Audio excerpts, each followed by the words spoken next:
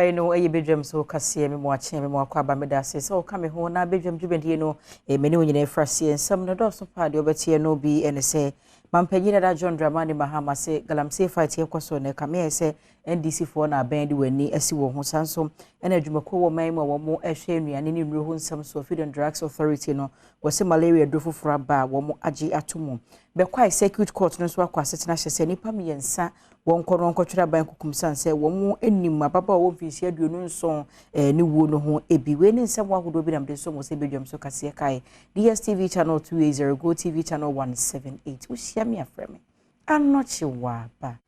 se wafinchi mono meditwaso amount. Mampagirada His Excellency John Dramani Mahama Ogusua ya wobo entwa ewo ye mantem akoma kudunsia ni nyina emu na odensem atudwa ne nsem nyina ne se wose aban ni suade hu no se fomo godi etu ye na mra kwan so na opese wotu ase no kame ya se watro nkrofo bi dia gubukum ene ne ohwe wani mu anu obusa wase ne aka chense akoe we ye ndc ni ene okompotem wo no de ni sika APNDC amanyoko nti ene so won krata na se woni krata no ye titi na fie brepe mebe ka cho nti akoe se galamse ko no ye NDC fo nko ana aban we de ni asi wo hono so no ne breso de na ntisa wo krata ko adi adanse se wotu efumagudie ne yeyi a emfa woni amanyoko a wo obama akwan motu abran dis wa ban mu ni e makwan e ma obia mine no a omo ye no obia eye bi ye yimu ye ka se we ye MPP we ye NDC ye ka se we ye CPP we ye MPP we ye NDC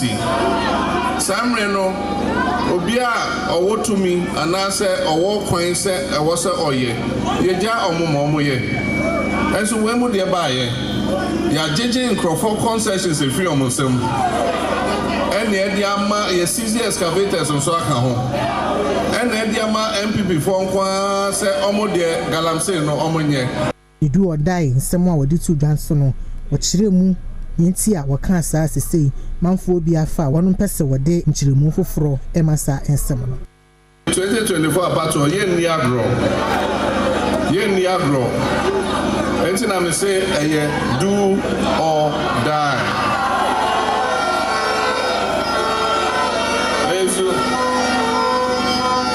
me say do or die. Na me ka do or die. Ebi no atweste no. I say ye the engine and second ekodwudwa nipa ne ade David. Enye do or die no. Do or die che say eye bibi ehia pa si edi nkunimom. Enti ye fa ndi agro. Sa na do or die kire.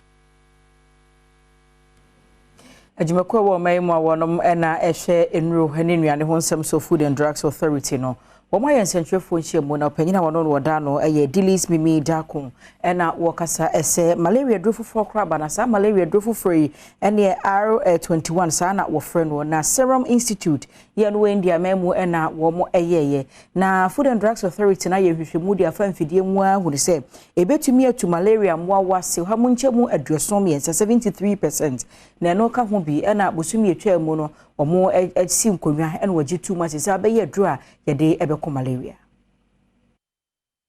India company be a friend of Serum Institute of India. Any Ghana company a friend of DEK Pharmaceuticals. Omnom de sa malaria panen ebaye. Na ansana FDA for this ajisa panen na tum no. Omo ye hu nnuma bebre. Ehun se panen no ebeboa nkoda. Unim se malaria de eku nkoda a omodi mfie num e momo yare tembie momo soso pie tumi wu free malaria munti no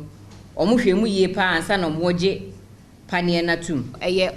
abrochire Oxford University omo no omne Serum Institute for na ye panie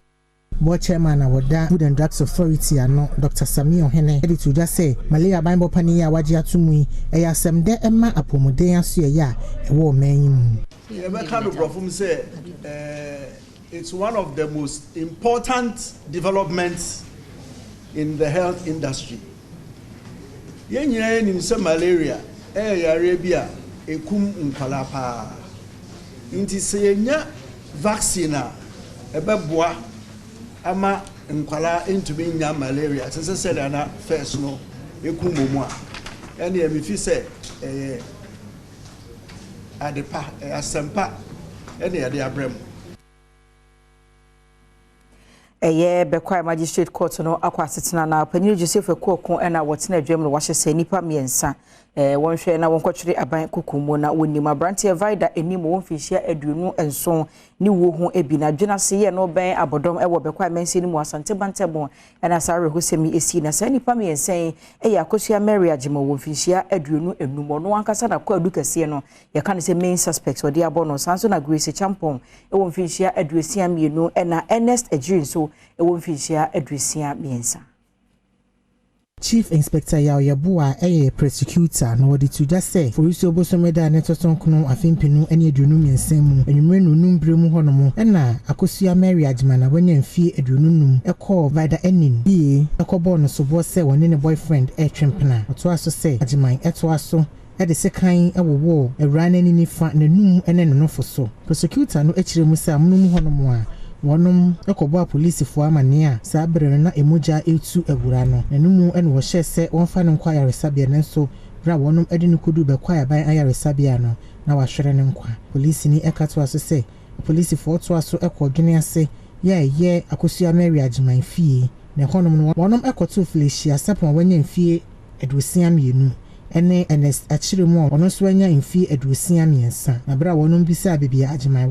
wonum de to just say wonum nim baby a wo nanso police for ena wonum nim de so ekobu edan ba ko ani a wokuhunu se ura no ehyemu ne senti court no ahye se nipa miensa nyina no wonfa wonum enkohya police for okukumu na oforisi obosomede to so adunu nsia afimpinu ene adunu miensa mu no wonsan fa wonum emra asendibia. Everyone is anko abonjo semu ne yakwa kopemu ndisi amonyoko no akache buem ja sekai oti mantamo na ye ko na branch executives makoma wotwese wo mo ba be ye oyekire ni nyina ne se omunipa baako ye ne de ne Godwin dankwa empanifo afọ kwati kwan so yinu afiri mu a eye abato na wo ba be ko no wo pese opanyini ebekọ bie ne ochire mu asa Godwin dankwa yi ono nipa wotumi nya kokodura na nko wo ne mrahye bedwane ya wo ho Kofi Adam se ekwa kogina na empanifo yi na chese wafa kwati kwan so atwa fufuo di afọ matiko abehye omodu mu a wogitum wonyi. All the areas fails when we shall go in for skirt and blouse. Yes. If Godwin, our brother, is not given an opportunity, we are ready to vote for our incoming president, John Dramani Mahama. Enwechi empanifobia wamoda amanyoko ye chitafo ano HSCC entitimu aba echitafo ni mu anhwe ya na afimpinu ne aduenu nan abato no ankoyi ama NDC amanyoko no yenumoni ba yebetu abano ama se yebetu ama on Kofi a yebetu ama no se yebetu ama Godwin a yebetu ama no yebetu ama Basa yebetu ama no but enyese bia won be disqualify obi eyesa ebia obi ni confidence na ewo munu ebe ha adwene yenyina ye delegate wo ha yenyina na ya to ama Kofi Adam past 4 years be se si anu bia hu se Kofi Adam so wa chiche ye mu oba no a friend for different na wa ja ebinum wo ho it se se ye chichemu bia yempe obi a odi yebebo Yemfri ho na yenkomra ensem emo Chief Justice Kwesi eni yebo a wode adehwede ene kokobon nsema magana fo nyina se omonhwe na afei sede etere bia Ghana fo dodo no ano wode wano esi emranimfo ho na afei wo mo ye adwuma ewo ye court ahodo mu no enhyeda enkoyie kra wase omanfo dodo no akaka nsem na ya na akoyese obi wo ho no monso a wo patentre ne kakra wo penti ba kopie mu opanyini bi animo no na panyini gini sika ya nsem fata ka ho bi na amamfo dodo no a ekeka nsem fa atemo adwuma no ho a enhyede ntwa yenti wo sa adwuma ni mu asate bia no wosre twonhofiri. Harassment in all its manifestations, including threats and extorting money from persons who come to court for redress, is the cruelest way to treat our own people. I urge the public to stand firm and refuse to give in to the unlawful demands of judicial officers and staff. Do not be afraid to report such people for appropriate disciplinary action to be taken against them. I can assure you that the Judicial Council will not shield any judicial officer or staff found to have been guilty of misconduct. Chief of Staff Akosua Frima Osei Opare HSA Koto adan yahodo a abemben manfo no ebema atemu hu sikasem no aba fom pa ohwanimu se aloyafo ejina mu edema wona eni bi e wo court no nso so no ombetre omontaban mu amanako nkronkuma animu.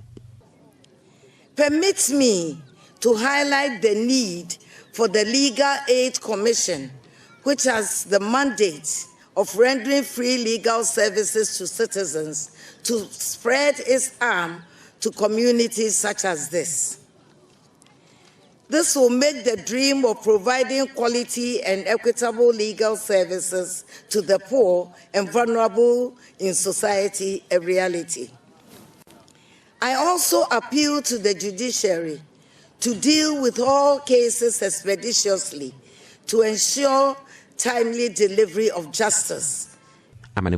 Nana ya ujima edifi asante mantimu. Yanko abefo entete fidi ensem emu na internet so ena mijina na ensem abetodwa. Titira ni dima Internet Society Ghana chapter. Ensem watodwa no wachese say oh my god emu no hwemu pa bubu sisi a edipa no ha mu nchemu aduanan so 47% enaja womo enya akwanya edi internet edi dwuma say phone so say laptop so say tablet say no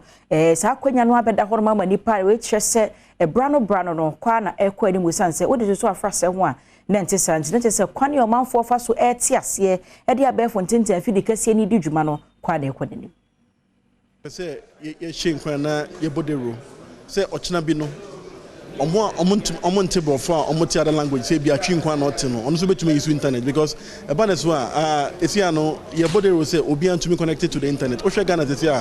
about 53% pen access to the internet per 22 data ye nti ye hope say 47 na can so betumi use internet no but o hwe so a because of language barrier nti e bin entumi use because ono no onte brofo into internet so na internet they also nyina brofo a esi akwan into endedwumedie no a form of awareness program ye bodero say omomuti brofo so betumi use internet no so bi daachi enwachi system administrator e Ghana domain name registry Benedict Sego editor nyumekwa wodu anim se wonje universal acceptance no entum se be ya obetumi edi wonjuma e wa ba fontentan eso I say one be say internet na ye brofo nkotin say o kan a hunter no say hunter ye ka Ghana fu na ye kan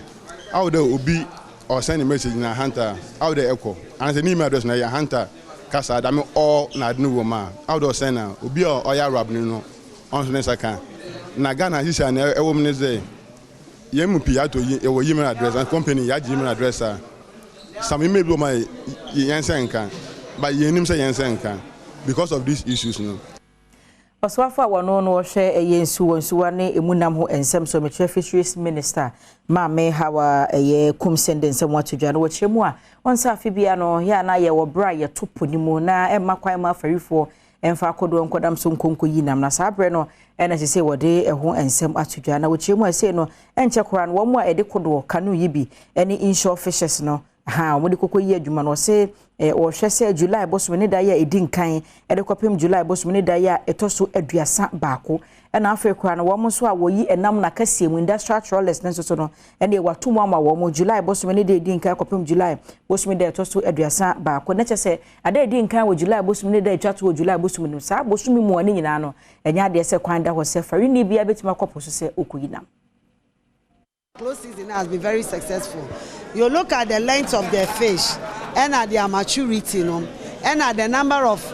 catch, as they say, omunya, it tells us say close season aboa. Let me also put a record, say, and your close season pen a year. Yeah, the other measures and so in the sense, it say industrial for no, omuye close season, we a year 2022, we catch almost a year or more net sizes, they should open it. Na esusua etira na ema omochi anchovies nketwa na won nketwa you have referred to cycle no yan person omo be chi cycle niti ya ma omo asesa eye omo net na omo de eye sa fishing no ochiremu se we close season wie na se ensunsan so passe eba so a na ehye afarifo nkran se wonyintum se be ya se adwumadi obesan atoaso esenti okyerechire emra afempenu ne aduonu miensa close season no so ode be hyehye so 2023 close season no so nyame ya adom a ye be start no senia ye no from July to August no July no ye July 1st to 31st July 1 month for the artisanal and 1st July to 31st August, for industrial for. Now, artists na ni insure for no be for 1 month. Now we must wire for 2 months. It's the same thing I for this year so. Yebuswa Ejina Fisheries Minister Ninsem Emo na yebusa no se wonsa na anwada mampanyida da ya wobontoa no ekoka se yes a close season no bra no sokra no artisanal fishes na se womo a womo de kodo na ekoko yie no nkanya de se womo ankasa kra no wo seda edosuko eyi no dodo nti womo de kanya de se obetumu ama womo na eno na yebusa ma me ha wakumsinsa anye bi o mampanyida da asem a wokan wosomu sei eno chese hwe na adwe nse wo de no ene be ma afarifo ato aba ma no a enkoyi sansa farifo na akro wo mfa so wo se brepam wo no wotoponi. Young politicians ya that person use fisher folks no because sabi e fo say omo ye fishers nti no omo nim ne ekoso wo man mu, and that is why I try to advise say my kwan ma politicians en use omo ma wo bi mbegina ho meka say obeye president a obetwa eye close season mu nipa no ye mampanyi wo Ghana ha under his watch. Now there was cycle. Ghana ha. There was cycle. Our fishers in the esu say trawler for how madwin. Any won keka ho. As what your memu Emma enkofo ye cycle na abeye head the whole country. Even EU was worried about the cycle. Mind to me and stop it. It takes His Excellency the President Nana Addo Dankwa Akufo-Addo to make sure through Mavis Awakumsi to stop the cycle in this country. Etima fishers na makwan ma obi mba mbesai omodachi. Epono eno ani omujapade. Na enamu nimu na omukọ na omanya anamu a ombeboka. They can't take care of their family. So that's the advice I'm giving them. I'm not responding to anybody. I'm advising my fisher folks.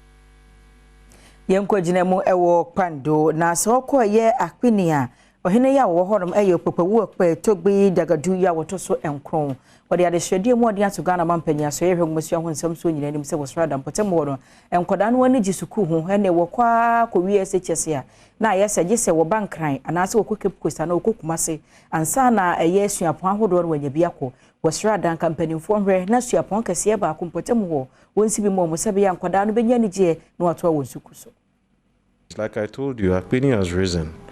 The President, Nana Addo Dankwa Akufo-Addo, was here.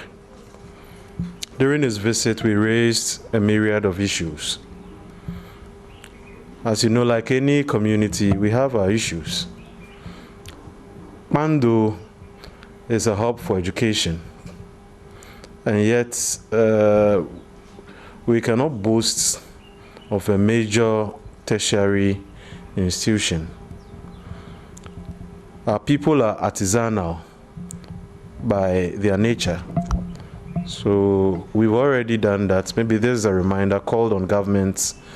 to help convert one of the oldest and forward-looking technical schools into a tertiary facility. And when she was afa sakwenya so edi adesre eto asoye hwe akwani akwantemponso anim sada Roma pando kwanya ekatoko ene wonkuro no ebomu no omra emeye emfama womu. Our roads is a major issue. You have been around. You've seen the town roads. You've seen the road that leads to our food baskets, Toko. The road is so bad. We had to do communal labor to make it a bit more travelable. And that's the communal spirit I talk about of our people. But it's high time the government stepped in and did that road.